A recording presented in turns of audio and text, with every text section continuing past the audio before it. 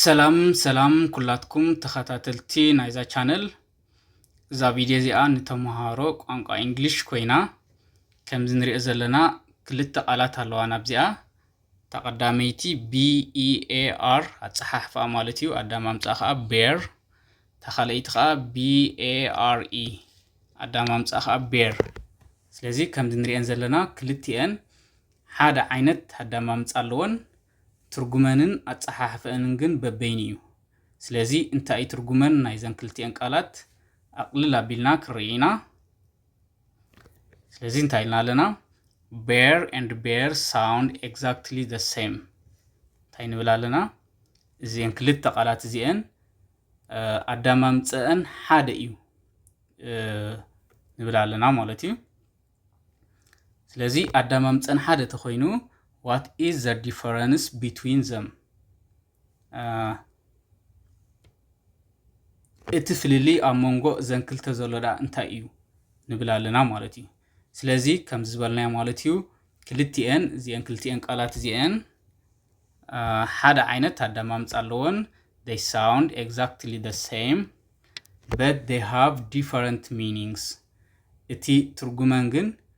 በበይኒ እዩ ማለት እዩ ስለዚ እንታይ ትርጉመን ኣቅልል ኣቢልና ክንርኢና በተቀዳመይቲ ክንጅምር BEAR bear እዛ ቃል እዚኣ ቀዳመይቲ ትርጉማ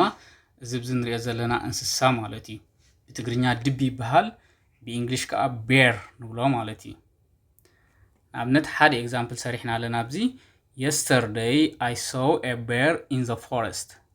forest ማለት ጫካ ማለት እዩ yesterday ከዓ ትማሊ ማለት እዩ ሰው ከዓ ሕሉፍ ናይ ሲ to see ማለት እዩ to see ምርኣይ ማለት እዩ ብዛዕባ ትማሊ ስለንዛረብ ዘለና ግን እንታይ ኮይኑ እቲ verb ከዓ ናብ ሕሉፍ ተቀይሩ ማለት እዩ ሰው ኮይኑ SAW ስለዚ ብሕፅር ዝበለ እንታይ ኢልና ኣለና yesterday I saw a bear in the forest ትማሊ ኣብ ጫካ ድቢ ሪኤ ንብል ኣለና ማለት ስለዚ ቀዳመይቲ ትርጉማ ናይዛ bear እዚኣ እዚ እንስሳ እዚ ወይ ድማ ድቢ እዩ ማለት እዩ ካልአይቲ ትርጉም ከዓ ኣለዋ እዚኣ ኣዚአና እውን እያ ተቀዳመይቲ ከም ድቢ ዝበልናያ ማለት እዩ ተኻለይቲ ከዓ BEAR ከዓ the same ኮይና ካልአይቲ ትርጉማ ከዓ as a verb ማለት እዩ ከም ግሲ ከም verb ወይ ድማ ከም ግሲ ካልአይቲ ትርጉማ ከዓ እንታይ to bear means to tolerate ማለት ምጽዋር ማለት እዩ ስለዚ ካልአይቲ ትርጉማ ከዓ ምጽዋር ማለት እዩ ንኣብነት ታይልና ኣለና ኣብዚኣ I can't bear this pain እንታይ ማለት እዩ ቃንዛ ማለት እዩ bear ከዓ እንታይ ኢልና ምጽዋር ማለት እዩ can't ከዓ abbreviation ወይ ድማ ኣሕጽሮት ቃል ናይ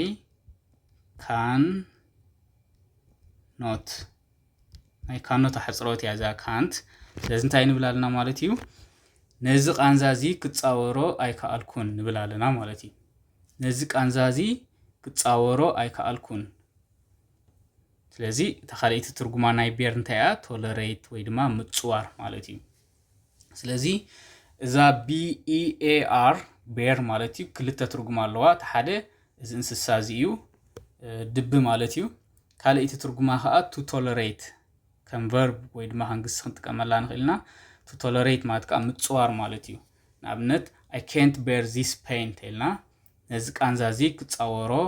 ኣይከኣልኩን ንብል ኣለና ማለት እዩ ኣዝዩ ብርቱዕ ቃንዛ ክኸውን ይኽእል ማለት እዩ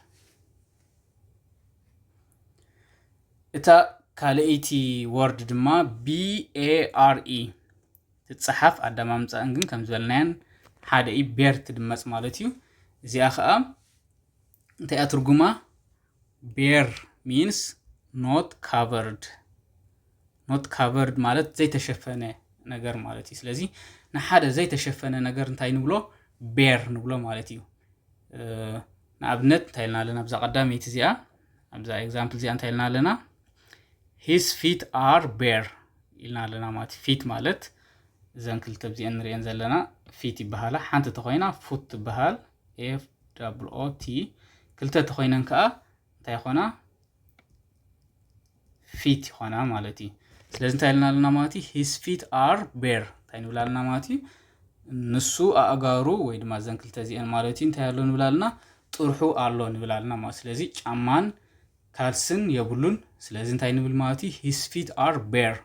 ንብል ማለት እዩ ካልአይቲ ኤግዛምፕል ክንሰርሕና ኣብዚኣ ማለት እንታይ ኢልና ኣለና the boy is walking barefoot እዚኣ ሕጂ barefoot ብብዝሕ እንጥቀመላ ማለት እዩ ሓደ ሰብ ጥራሕ እግሩ ዝኸይድ ተሃልዩ ብዘይ ጫማ ወይ ብዘይ ካልሲ ዝኸይድ ተሃልዩ እንታይ ንብሎ barefoot ንብሎ ማለት እዩ እንታይ ኢልና ኣለና ኣብዚኣ ሰንተንስ እዚኣ the boy is walking barefoot walking መኻድ እዩ ስለዚህ እንታይ ኢልና ኣለና ማለት እዩ እቲ ወዲ ጥራሕ እግሩ ይኸይድ ኣሎ ኢልና ኣለና ማለት እዩ እቲ ወዲ ጥራሕ እግሩ ይኸይድ ኣሎ ስለዚህ bare እንታይ ትርጉማ ዘይተሸፈነ ወይ ድማ ጥርሑ ማለት እዩ ካልአይቲ ሳልሰይቲ ኤግዛምፕል ካብዚ ኣላትና the wall is bare wall ማለት መንደቕ ማለት እዩ bare ከም ዝበልና ካ ጥርሑ ስለዚህ እንታይ ኢልና ማለት እዩ the wall is bare ተልና እቲ መንደቕ ዋላ ሓደ የብሉን ጥርሑ ንብላልና ማለት እዩ ንኣብነት ከምዚ ብስእሊ ንሪኦ ዘለና እዚ መንደቕ እዚ ዝኾነ ስእሊ ወይ ጽሕፈት ገለ የብሉን ማለት እዩ ስለዚህ እንታይ ክንብል ንኽእል the wall is bare ንብል ማለት እዩ ስለዚህ እዛ BARE